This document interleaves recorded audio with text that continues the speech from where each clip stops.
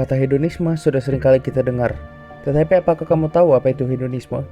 Hedonisme diartikan sebuah cara pandang yang menganggap bahwa orang akan menjadi bahagia dengan mencari kesenangan sebanyak mungkin.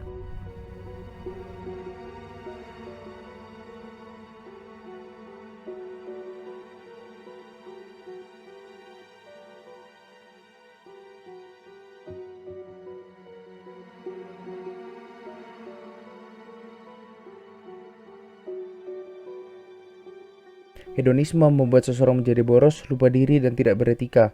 Hal ini tentu sebagai akibat dari modernisasi yang kita rasakan selama ini. Kasusnya pun banyak, misalnya saja kehidupan artis yang diselimuti kemewahan, hidup nyaman, dan sebagainya. Tidak bisa dipungkiri bahwa anak remaja cenderung mengikuti orang yang ia sukai, dan bisa saja itu adalah artis. Tanpa disadari, kehidupan hedonisme artis di Indonesia banyak diikuti oleh anak remaja. Disinilah kami ingin mengorek lebih dalam tentang kehidupan para artis yang diselimuti hidup hedonisme dan apa yang melatar belakangi gaya hidup mereka yang serba mewah. Hedonisme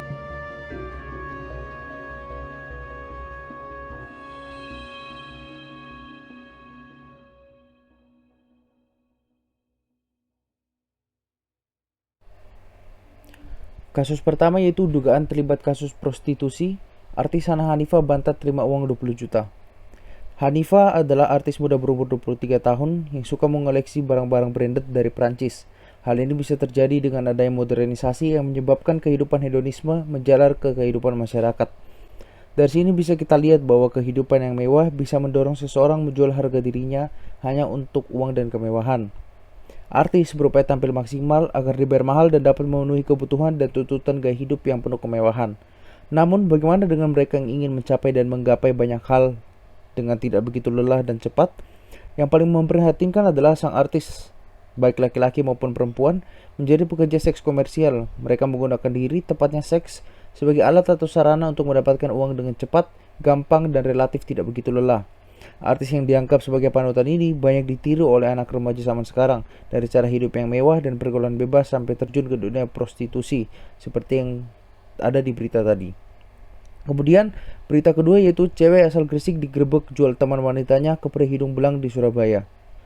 Tergiur keuntungan besar tanpa harus keluar banyak tenaga membuat seorang remaja cantik asal Gresik terjun ke dunia hitam prostitusi. Perempuan bernama Jessica Felisa Febe alias Cika itu nekat menjual teman wanitanya ke pria hidung belang hanya karena membeli barang-barang branded dan hidup mewah. Dan hal ini bisa dikaitkan dengan kehidupan artis yang hedonisme hanya untuk mendapat pengakuan dari orang lain.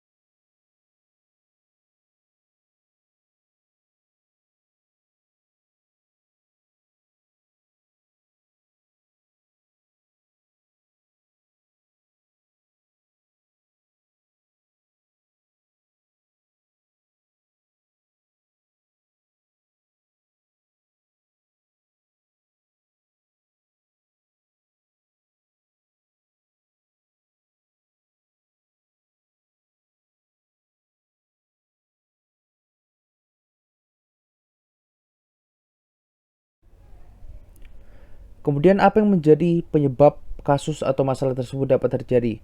Ada banyak orang Indonesia berhasil menguasai teknologi informasi.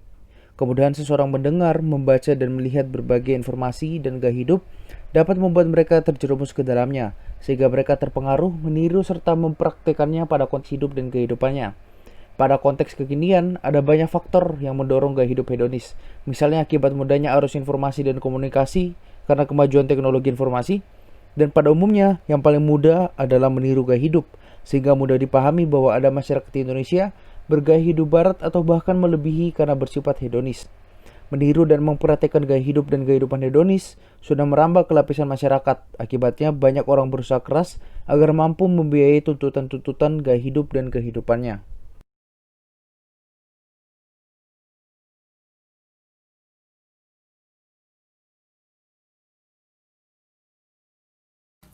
Mari kita menempatkan persoalan prostitusi ini dalam kacamata hukum pidana, sehingga dapat mendudukan masalah ini secara proporsional dan juga objektif.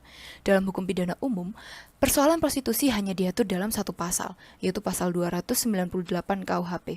Pasal ini melarang siapa saja yang menjadikan seseorang sebagai mata pencaharian atau kebiasaan dan mengambil keuntungan atas kegiatan cabul yang dilakukan oleh orang lain. Ancaman pidananya maksimum 1 tahun 4 bulan. Tidak hanya mucikari yang dihukum, namun seseorang yang menyewakan kamar untuk melakukan kegiatan prostitusi itu juga ikut dihukum. Sebenarnya ada UU ITE pasal 27 ayat 1 yang memberikan ancaman hanya pada perbuatan mendistribusikan, mentransmisikan, atau membuat dapat diaksesnya informasi elektronik yang melanggar kesusilaan.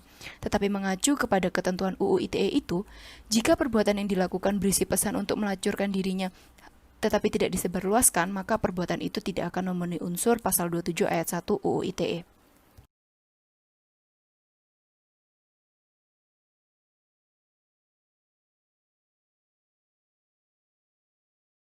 Apabila ditinjau dari ketentuan pidana berdasarkan Kitab Undang-Undang Hukum Pidana, ada dua pasal, yaitu pasal 296 dan pasal 506.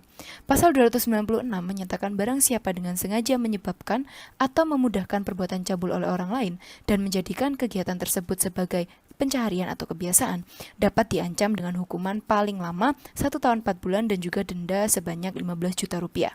Sedangkan pasal 206 menyatakan, barang siapa menarik keuntungan dari perbuatan cabul seseorang wanita dan menjadikannya sebagai pelacur, diancam dengan hukuman pidana paling lama 1 tahun penjara. Dan dalam pasal tersebut kita bisa lihat bahwa hukum pidana kita hanya mengkategorikan prostitusi sebagai suatu delik terhadap pihak perantaranya atau pihak ketiga.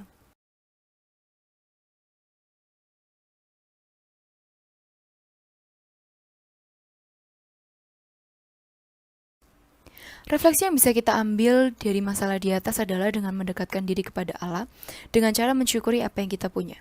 Kita harus percaya bahwa apapun yang diberikan Allah terhadap hidup kita adalah yang terbaik. Kita harusnya bisa menghindari diri dari perangkap negatif globalisasi. Kita tahu hidup butuh uang dan hidup butuh kesenangan, tetapi dengan cara yang salah, kita hanya akan melanggar etika kita sebagai manusia di hadapan Allah.